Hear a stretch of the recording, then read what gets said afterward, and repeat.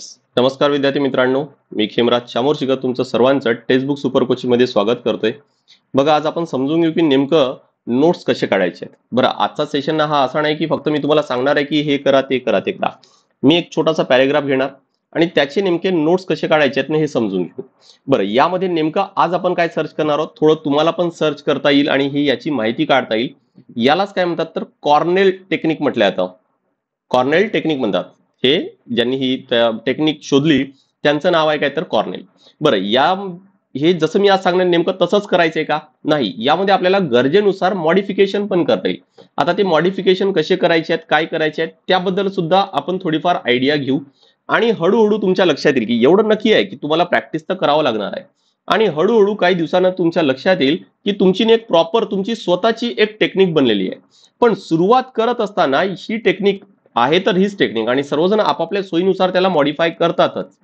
तर सुरुवात करताना जे आज मी सांगणार तिथून नक्कीच तुम्हाला सुरुवात करता येईल आणि हळू तुमच्या लक्षात येईल की तुम्ही इथून पुढचे 1-2 महिने जर प्रॅक्टिस केलं, क्लिअर तुमच्या लक्षात येईल की तुमची आता काय तर चांगली प्रॅक्टिस झालेली आहे. आता तुम्हाला नोट्स कसे काढायचे त्याबद्दल विचार करावा लागत नाहीये आणि काहीतरी प्रॉपर फॉर्मॅट आहे ना, तो पण काय तर तुमचा बिल्ड होणार आहे. राईट, तर आज आपण एक एक्झाम्पल घेणार आहोत आणि त्यातून काहीतरी समजून घेणार आहोत. मी माझा नंबर इथं शेअर करतोय 8793382448. तुम्हाला जर काही exam related, admission related, batch related काही क्वेरीज आहेत, सायन्स या विषयाबद्दल काही क्वेरीज आहेत, नक्की या नंबरला कॉन्टॅक्ट करता येईल. सिमिलरली आपण सायन्सचा एक व्हॉट्सअप ग्रुप सुद्धा तयार केलाय, तो जॉईन करायचा आहे किंवा जर तुम्हाला ऍडमिशन घ्यायची आहे तर नक्की कॉन्टॅक्ट करा. मॅक्झिमम डिस्काउंट तुम्हाला मिळेल आणि लाईफ टाइम साठी सबस्क्रिप्शन मिळेल जर मला कॉन्टॅक्ट केला तर. अदरवाईज तुमच्याकडे डायरेक्ट ऍपला जाऊन सुद्धा ऍडमिशन घेता येईल, पण एकदा कॉन्टॅक्ट केलं तर नक्की तो जो डिस्काउंट आहे आपण हा वाढवू. चला, नेक्स्ट आहे काय की माझ्या सर्व सेशनचे अपडेट्स आहेत तुम्हाला या टेलिग्राम चॅनलला मिळेल, खेमराज_टेक्स्टबुक. मी यावरच माझे सर्व पीडीएफ सुद्धा शेअर करत असतो. त्यामुळे या टेलिग्राम चॅनलला सायन्स रिलेटेड तुम्हाला भरपूर कंटेंट पाहायला मिळेल. भरपूर जे पीडीएफ आहेत सायन्सचे तिथं आहेत. म्हणजे तुम्हाला सायन्स साठी कोणतं पुस्तक घ्यायची गरज नाही किंवा इतर कुठे जायची गरज नाहीये. फक्त त्यातून ते पीडीएफ डाउनलोड करा आणि भरपूर प्रॅक्टिस करा. तिथंच मी कधी क्विज सुद्धा टाकत असतो सायन्स रिलेटेड, तर कधी नोट सुद्धा शेअर करत असतो. आणि म्हणून हा टेलिग्राम चॅनल नक्की जॉईन करून ठेवा. आय होप की क्लिअर झालं असणार. तसे आपले जे सेशन्स आहेत ते होतात किती, युट्यूबला आपला रात्री 8 वाजता सेशन होत असतो. यानंतर आपला मास्टर क्लास असतो 3 वाजता. राईट, तर हे 2 सेशन लक्षात ठेवा. आणि परत काहीतरी या व्यतिरिक्त आपले जेनेरिक सेशन सुद्धा होतात. पण हे 2 सेशन लक्षात ठेवा. हा वायटी आणि हा मास्टर क्लास आहे जो ऍपला होतो. चला पुढे जाऊया. आणि योगा डेचं सेल सुरू आहे. लक्षात ठेवा, जी आपली बॅच आहे ग्रुप बी ग्रुप सी ची बॅच आहे पूर्व आणि मुख्यची, ती बॅच तुम्हाला फक्त 7199 रुपयाला मिळत आहे. परत यामध्ये पण डिस्काउंट नक्की होईल. मी माझा जो नंबर दिलेला आहे 8793382448 यावर कॉन्टॅक्ट करा आणि ऍडमिशनच्या वेळेस हा खेमराज सर हा कुपन कोड यूज करायला विसरू नका. यासोबत आपल्याकडे जी राज्यसेवाची बॅच आहे ती पण अवेलेबल आहे, त्यामध्ये पण मॅक्झिमम डिस्काउंट नक्की होईल. आणि जर तुम्हाला फक्त मेन्सची बॅच जॉईन करायची आहे कंबाईनची, तर ती बॅच आहे 9878 रुपयाला. परत सांगितलं मी की तुम्हाला डिस्काउंट यामध्ये पण होईल. चला पुढे वळूया आणि बघा की जे तुम्हाला सांगितलं मी की टेक्निक कोणती आहे, ती आहे तर काय तर कॉर्नेल टेक्निक आहे. कॉर्नेल. आता बरेच विद्यार्थी काय करतात, काही नाही हे लक्षात ठेवा की आपण काय करतो, नोट्स काढत असताना बऱ्याच चुका करतो. चुका कोणत्या, जसा फॉर एक्झाम्पल की आपण फर्स्ट रिडिंग मध्येच काय तर नोट्स काढलेत. फर्स्ट रिडिंग मध्येच आपण नोट्स काढलेत. तर होतं काय, आपण जे काही, कारण फर्स्ट रिडिंग आहे ना, आपल्याला काहीच माहित राहत नाही आणि आपल्याला असं वाटतं की अरे माझ्यासाठी काय तर सर्वच नवीन आहे. आपण काय तर सर्वच लिहितो. फक्त एवढं आहे की पुस्तकांमध्ये जो पॅराग्राफ मध्ये दिलाय तो आपण काय तर बुलेट पॉइंट्स मध्ये लिहिणार, पण लिहितो काय तर सर्वच. त्यामुळे ह्या चुका, अशा ज्या चुका आहेत त्या करायच्या नाहीयेत. आणि यासाठी आपण ऑलरेडी सेशन्स घेतलेले आहेत की नोट्स काढताना कोणत्या चुका होतात. आज नेमकं समजून घेऊ की नोट्स कसे काढायचे आणि ते काढण्यासाठी आपण कॉर्नेल टेक्निक आहे ती वापरू. आता या टेक्निक मध्ये पुढे जाऊन कसं आपल्याला बदल करता येईल, काय चेंजेस करता येईल ते पण आपण समजून घेणार आहोत. बट चुका त्या नक्की टाळा. बघा, कॉर्नेल टेक्निक मध्ये नेमकं काय करायचे तुम्हाला की जो काही तुम्ही अभ्यास करत आहात किंवा जर तुम्ही सेशन जर पाहतात ऑफलाईन ऑनलाईन किंवा जर पुस्तकातून वाचून काढतात आणि तुम्हाला जर नोट्स काढायचे आहेत बट ते फर्स्ट रिडिंग मध्ये नाही, ठीक आहे, तर सेकंड रिडिंग आहे, थर्ड रिडिंग आहे, त्यावेळेस जर काढताय किंवा क्लासमध्ये जर तुमचं लाईव्ह सुरू आहे त्यावेळेस तुम्हाला नोट्स काढायचे आहेत, तर तुमचा जो पेज आहे त्याचे असे 3 भाग करायचे. पहिला भाग म्हणजे काय तर हा जो मेन भाग असतो तो आहे काय तर नोट टेकिंगचा एरिया, म्हणजे खरे जे नोट्स आहेत त्या भागात काढायचे आहेत.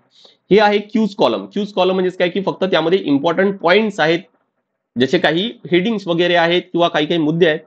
मी तुम्हाला म्हटलं की ऑलरेडी आपण एक्झाम्पल घेणार आहोत, तर तो त्या क्यूज कॉलम मध्ये लिहायचा आहे. आणि फायनली आपल्याला नेमकं काय समजलेलं आहे ते या समरीमध्ये लिहायचंय. राईट, आय होप की लक्षात आलं असणार. म्हणजे तुम्ही तुमच्या शब्दामध्ये तुम्हाला काय समजलंय ते सर्व वाचून किंवा काही एखादी पॉइंट्स आहेत तुम्ही विचार केले किंवा तुम्हाला यापर्यंत लक्षात ठेवता येईल म्हणून काय तर फ्लोचार्ट काढलाय किंवा काही ट्री डायग्राम काढलाय, राईट, ते काय तर मग या समरीमध्ये लिहायचे. म्हणजेच काय तर लगेच काय तर तुम्हाला तेवढा भाग वाचून लगेच तो वरचा जो भाग आहे तो लगेच कळेल असा. आता इथं परत काय दिले तुम्हाला, हे इथं साईज दिलेली आहे, पेजचा साईज 8.5 इंच वगैरे आहे वगैरे. आता तो काही आपल्यासाठी काही इम्पॉर्टंट नाहीये, फक्त तिथे एक आयडियासाठी आहे की मॅक्झिमम भाग या 8.5 पैकी मॅक्झिमम भाग हा नोट टेकिंग साठी द्यायचा आहे, थोडा भाग हा आपल्या क्यूज कॉलम साठी द्यायचा आहे आणि खालचा थोडा भाग हा काय तर समरीसाठी द्यायचा आहे. राईट, फक्त काय तर त्यासाठी ती एक आयडिया आहे. आता आपण एक एक्झाम्पल घेऊ आणि सर्व तुमच्या लक्षात येईल. बघा, पॅराग्राफ दिलेला आहे एक बायोटेक्नॉलॉजी. ठीक आहे, बायोटेक्नॉलॉजी संबंधित. आता मी हा वाचतोय किंवा जर मी क्लासमध्ये शिकतोय तर मी एक काम केलंय, मी एक पेज घेतलं, यामध्ये काय तर असे 3 भाग केलेत. एक मेन भाग ज्यामध्ये नोट टेकिंगचा एरिया, डाव्या बाजूचा भाग जो क्यूज कॉलम आणि खालचा आहे काय तर समरी. बघा काय दिलंय, बायोटेक्नॉलॉजी म्हणजे नेमकं काय. Biotechnology is the branch of science that uses living organism, biological system and their derivative to develop products and technologies for human benefit. इथं बायोटेक्नॉलॉजी डेफिनेशन दिलेली आहे. ती डेफिनेशन काय की बायोटेक्नॉलॉजी ही एक विज्ञानाची अशी शाखा आहे, अशी ब्रांच आहे जी सजीव आहेत किंवा सजीवांची जी सिस्टम आहे किंवा त्यापासून त्या सजीवांपासून तयार झालेले काही पदार्थ आहेत त्यांचा वापर करायचा आहे मानवाच्या भल्यासाठी, ह्युमन बेनिफिटसाठी.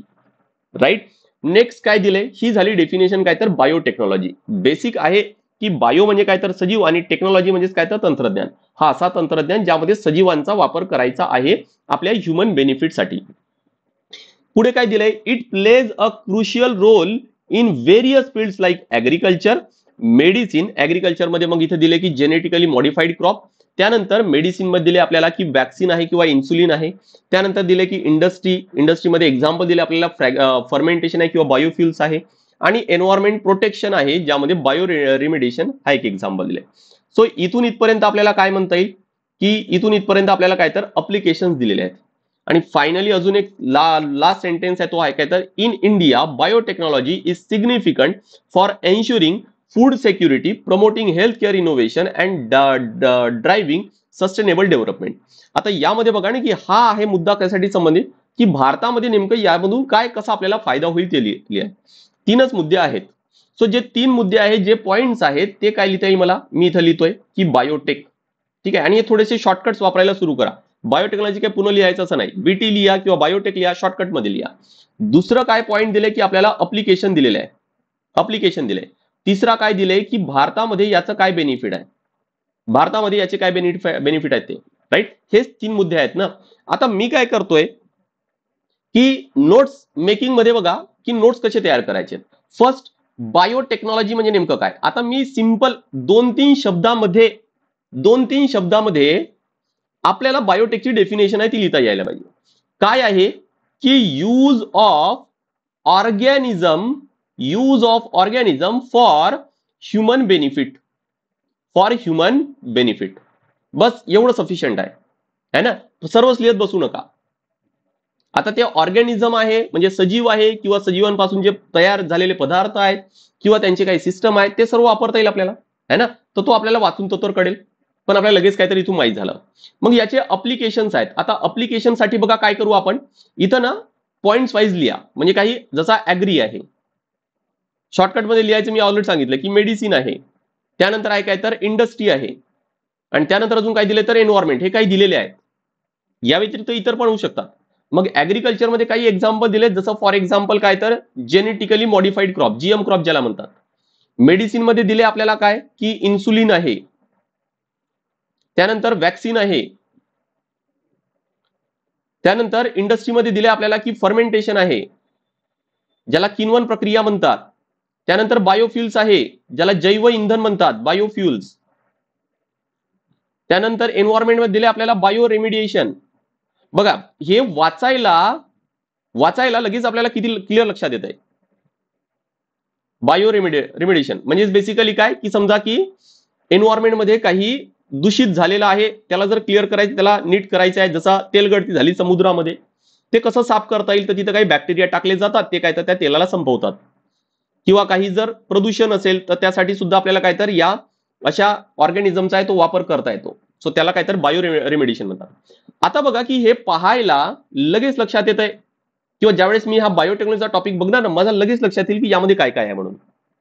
राईट. आता हा एका पॅरेग्राफ आहे आणि एक क्लिअर करून ठेवा की एक अख्खा जो टॉपिक आहे ना तो तुमच्या एका पेजमध्ये असा बसायला पाहिजे. एक अख्खा टॉपिक हा तुमच्या त्या एका पेजमध्ये बसायला पाहिजे. असं नाही की फक्त एका पॅरेग्राफसाठी एक केले म्हणून. नाही, आपल्याला खूप सारे नोट्स नाही बनवायचे, खूप लेंदी नोट्स नाही बनवायचे. आणि एकदा काय तुम्ही हे 2-3 वेळा जर वाचलेला असेल ना, तेच म्हटलं ना की फर्स्ट रिडिंग मध्ये केला तर तुमचं काय होणार, प्रत्येक पॅरेग्राफसाठी एक नोट्स. पण तुमचे 2 रिडिंग 3 रिडिंग ऑलरेडी झालेले आहेत. जसा हा माझाच भाग आहे, सायन्सचाच भाग आहे, तर मला हे काय लिहायची किंवा नोट्स काढायची गरज नाहीये. हा फक्त काय तर एक्झाम्पलसाठी मला हे लिहून ठेवता येईल हा भाग, काय तर लगेच काय तर पेपरमध्ये लगेच ते डोळ्यासमोर ती पूर्ण इमेज आहे ती यायला पाहिजे म्हणून. तर आपण काहीतरी या पद्धतीने नोट्स काढलेत. आणि अजून एक शेवटचा भाग दिलाय की भारतामध्ये तो कसा फायदा होईल, तर त्यासाठी मग आपल्याला लिहिता येईल की भारतामध्ये अन्न टंचाई आहे तर तो प्रॉब्लेम सॉल्व्ह होतोय, त्यासाठी काय तर फूड सिक्युरिटी आहे तो प्रॉब्लेम, कारण जीएम क्रॉपचा तिथं वापर होतो. आता बघा की तुम्हाला हा जो भारतामध्ये कसा फायदा होतो ना, हे मुद्दे आहेत ना, तेच मुद्दे इथे लिहिता येतात. त्यामुळे ते लिहायची पण गरज नाही आहे. ऍग्रिकल्चर मध्ये काय होणार की अन्न टंचाईचा प्रॉब्लेम सॉल्व्ह होईल, फूड सिक्युरिटी आपल्याला मिळेल. मेडिसिन मुळे काय होणार की मॅक्झिमम रोगांशी आपल्याला लढता येणार आहे, नवीन नवीन शोध आहे ते लावता येणार आहे.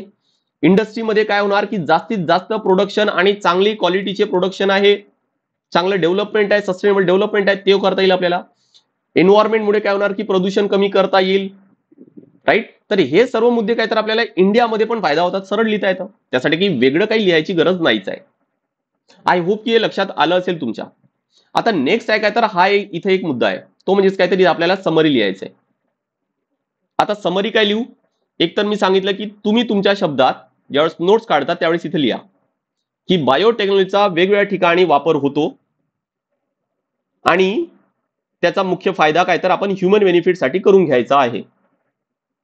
किंवा तुम्हाला बेस्ट सांगतो की समरी जर वेळेवर जर विचार करावा लागत आहे किंवा काही अनालिसिस, हा तर भाग आहे तर फॅक्च्युअल आहे, स्टॅटिक भाग आहे, पण एखादी जर अनालिसिसचा भाग आहे जसं करंट मधून काढताय, तर त्यावेळेस तुमची इथं व्ह्यूज आहे ते नक्कीच लिहिता येईल तुम्हाला. आणि जर ते जर लिहायला जर प्रॉब्लेम होत आहेत किंवा नाही आहे वेळ, एक काम करा, बेस्ट सांगतो मी तुम्हाला, या समरी जागी स्वतःच काही क्वेश्चन्स बनवा. राज्यसेवा मुख्य परीक्षेमध्ये हमखास फायदा होईल याचा. इथं स्वतःच प्रश्न बनवा, जसा आता हा सर्व वाचलाय ना आपण, काय प्रश्न बनवू आपण, what is biotechnology, biotechnology, what are its application, what are its application, and how it is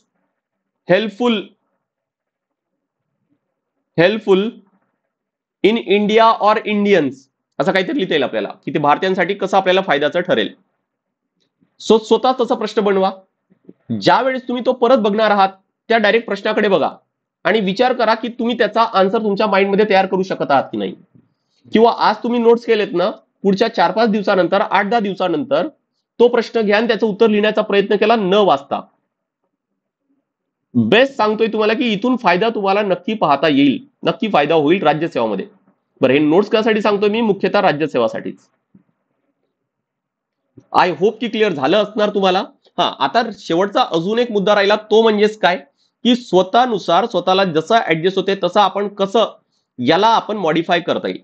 आता यासाठी मी एका जे IAS अधिकारी आहेत त्यांनी सुद्धा काय तर एक असाच फॉर्मॅट सांगितला होता की त्यांनी कसं स्वतःचा जो फॉर्मॅट आहे तो तयार केला. पण एक लक्षात ठेवा, आपण जनरली काय करतो, आपण रेडीमेड बघतो की मला सर्व काय तर रेडीमेड असायला पाहिजे. जसं मी हा फॉर्मॅट सांगितला, सर्वजण काय तर मग हेच कॉपी करतील. स्वतःनुसार त्याला मॉडिफाय करायचंय किंवा स्वतः काहीतरी फॉर्मॅट बनवायचंय हे कोणी प्रयत्न करणार नाही. राईट ना. आणि इथंच काय तर आपण मागे राहतो का, कारण आपल्याला सर्व रेडी पाहिजे. आता ते जे IAS अधिकारी होते त्यांनी सांगितलं होतं की मी 4 वेळा नोट्स फाडून फेकले, त्यावेळेस मला 5व्या वेळेस लक्षात आलं की नोट्स कसे तयार करायचे. आता त्यांनी पण त्यांचा फॉर्मॅट आहे तो सांगितला होता, पण तेच की तसाच फॉलो करायचा असं नाहीये, राईट. आणि म्हणून थोडं थोडं लिहिणं सुरुवात करा. सुरुवात तुम्ही नक्कीच या फॉर्मॅट पासून तुम्हाला करता येईल. या फॉर्मॅट पासून नक्कीच तुम्हाला सुरुवात आहे ती करता येईल. पण थोडंसं जर आपण मॉडिफाय केलं, फॉर एक्झाम्पल आपल्या युपीएससी साठी, आता हा फॉर्मॅट काय तर सर्वांसाठीच अप्लिकेबल आहे, पण आपल्या युपीएससी साठी आपल्याला हे पण इम्पॉर्टंट आहे की जसा बायोटेक्नॉलॉजी कोणत्या भागामध्ये येतो, तर हा आहे काय तर मेन्सच्या GS3 मध्ये आहे, राईट. तर मी काय करणार आता फॉर्मॅट किंवा त्या जे अधिकारी होते त्यांनी काय केलं होतं, या भागाचे ना या पेपरचे 5 असे तुकडे केले होते. म्हणजे एक तुकडा, एक भाग इकडे पण होता आणि एक भाग वर पण होता. वर काय लिहायचे ते GS3 चा भाग आहे, राईट. किंवा मग त्याची एक्स्ट्रा माहिती आहे ते काय लिहायचे, अजून काही एक्स्ट्रा माहिती आहे किंवा फॅक्च्युअल भाग आहे त्यासाठी एक एक्स्ट्रा कॉलम तयार केलेला होता. म्हणजे त्या एका पेजवर त्यांनी सर्वच काय तर तयार केलं होतं की बायोटेक्नॉलॉजी बद्दल काही जरी प्रश्न आला तरी पण सर्व त्यांच्याकडे आहे. आणि लगेच त्यांच्या डोळ्यासमोर आहे की ज्यावेळेस ते रिवाइज करतायत ती कोणत्या विषयाचा करतायत सर्व त्यांच्या समोर आहे, राईट.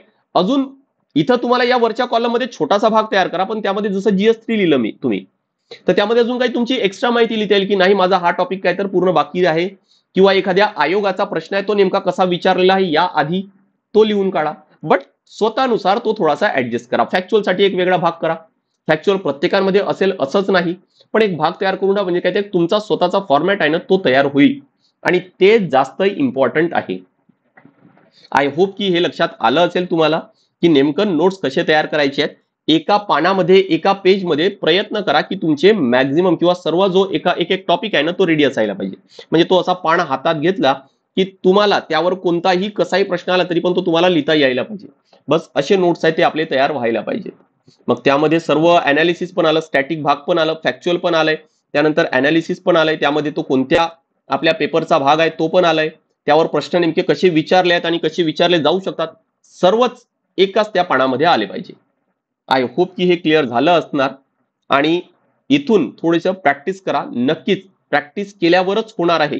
हे तुम्ही जर एक्सपेक्ट करत असणार की मला फॉर्मॅट रेडी मिळायला पाहिजे, बघा विद्यार्थ्यांचे प्रकार आहेत की काही काय करतात तर मला त्यांना वाटते की मला नोट्सच रेडी मिळायला पाहिजे, आणि मॅक्झिमम विद्यार्थी तसेच आहेत.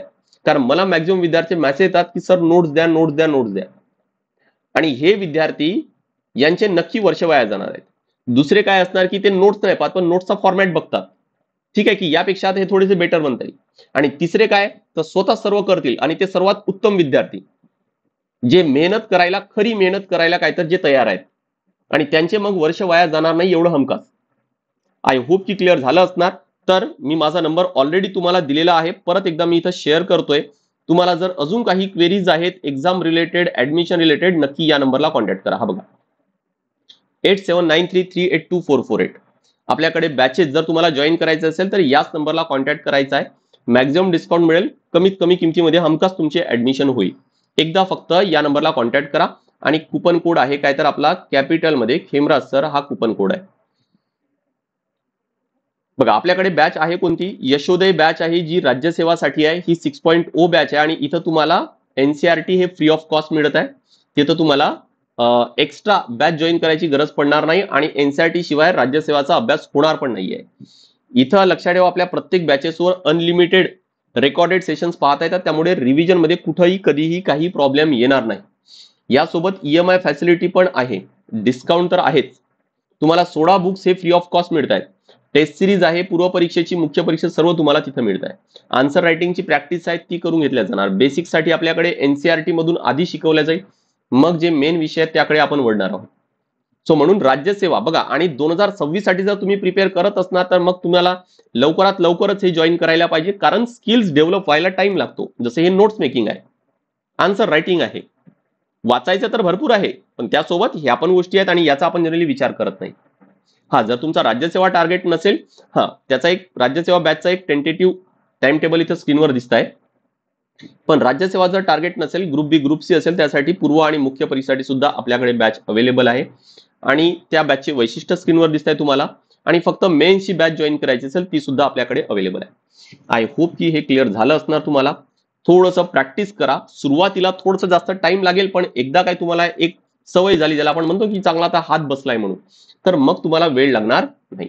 आय होप की क्लिअर झालं असणार. माझा नंबर तुमच्याकडे आहे, काही क्वेरीज आहेत तर नक्की त्यावर कॉन्टॅक्ट करा. This is all from my side. Thank you very much.